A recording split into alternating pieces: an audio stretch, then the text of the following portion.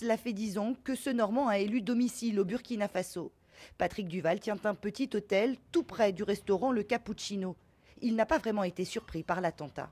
On s'y attendait plus ou moins, on avait des informations des autorités pas officielles. Et beaucoup de gens m'avaient dit ça approche, ça approche.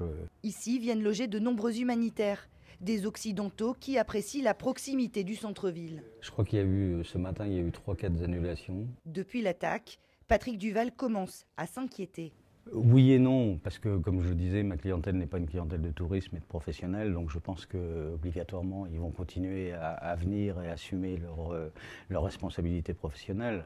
Oui, dans le sens où ça va avoir certainement de très grosses incidences sur la vie économique du pays, quoi.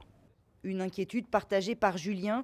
À la sortie de l'hôtel, il vend ses tableaux aux gens de passage. Bon, vraiment, ça m'a cassé.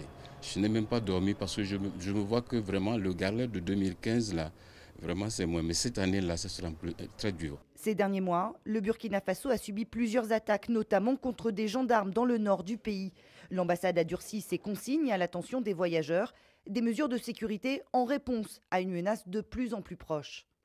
On était prévenus, on anticipait la probabilité qu'il y ait des attaques au même moment où ils s'en produisaient, malheureusement dans notre propre pays et dans d'autres capitales. L'attentat ciblait particulièrement les Occidentaux, mais pour ces Français installés de longue date dans le pays, hors de question de quitter le Burkina Faso. Mais pour les autorités françaises, la situation est plus inquiétante que ça. Pour eux, il s'agit plus d'une infiltration islamiste que d'une attaque ponctuelle.